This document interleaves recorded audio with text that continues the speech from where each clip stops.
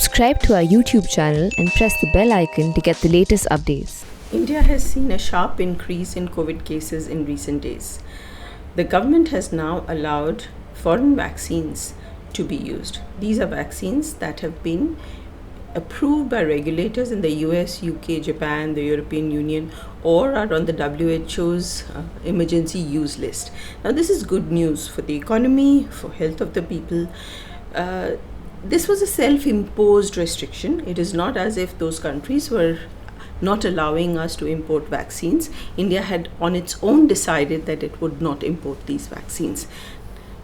Since the vaccine program started, India has been able to vaccinate about 7% of its population. At this pace, it would have taken a couple of years.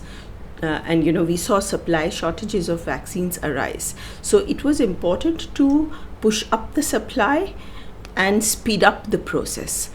Now, this news that foreign approved vaccines can be used and then the local testing can be done later is good for a number of reasons.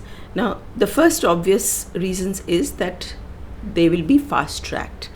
The reason earlier which was given for not allowing foreign approved vaccines was that, if they've not been tested on the Indian population, there can be differences across populations. And because of these differences in the DNA or various characteristics, and because of these differences, a vaccine that is not tested on the local population here may not be as effective.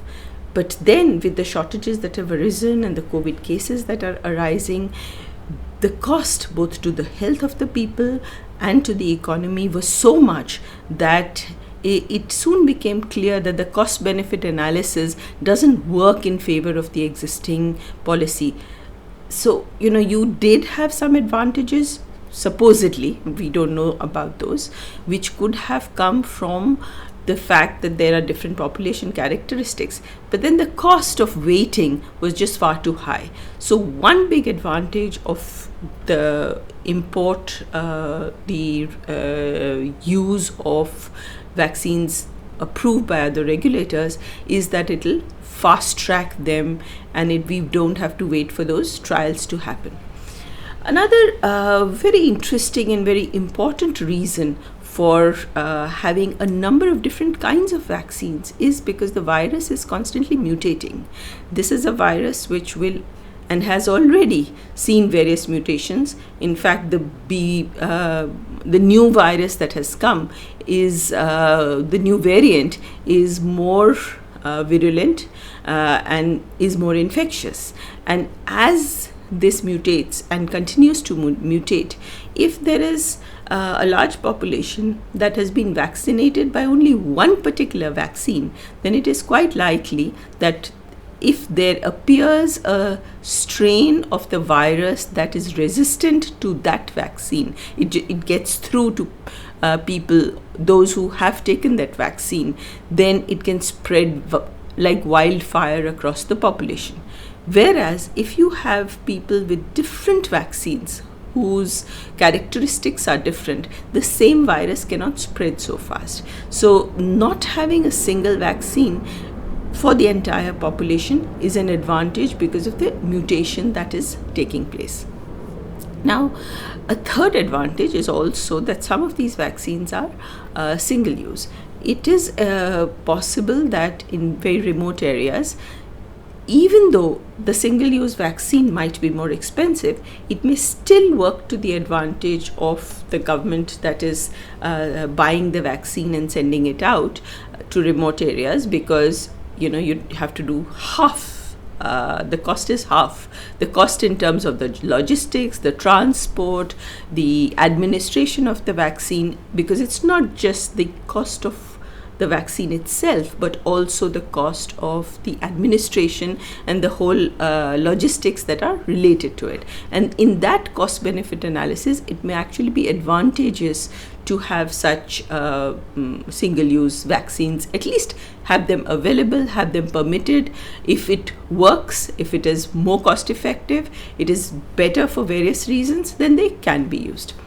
Another factor in this is that it's not necessary that they will be more expensive, not just the single use but the imported vaccines.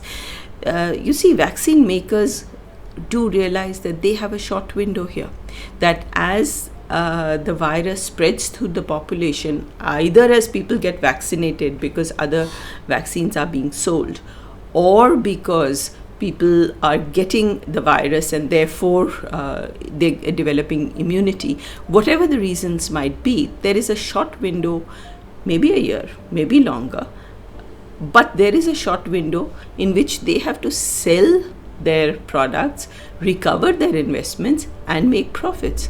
All the pharma companies making vaccines are profit-making companies. They may therefore be ready to do deals when the government of India, which is a very big buyer, goes out to negotiate for the price of a vaccine.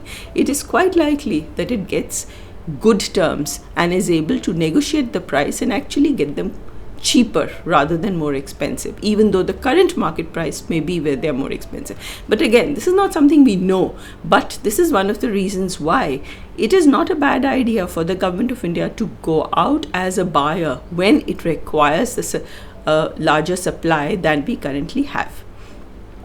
Now let me now just turn to one more question where for the economy, this is a very important step.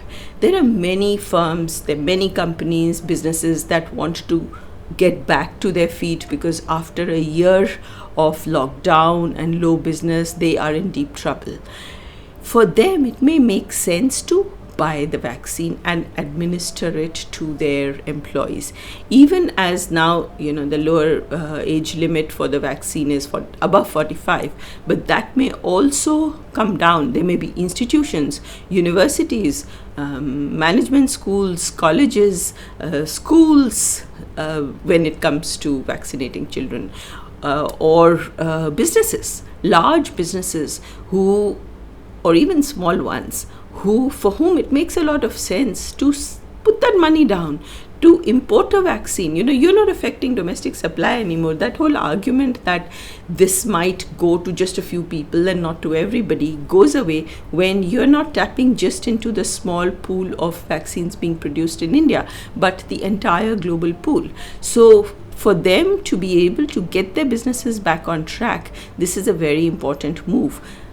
But it does need policymakers to allow them to import.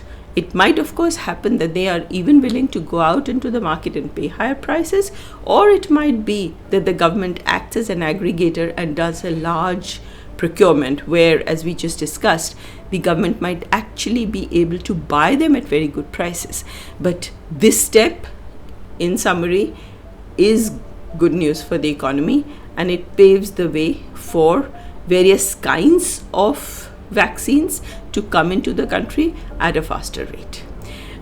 This is the new format of Ilanomics, where we are going to just discuss the column that I've written on this, whose link will be below, and we'd like to have your questions, and soon we will, next week, we will have an interactive session, not just on this, but on other questions relating to the economy.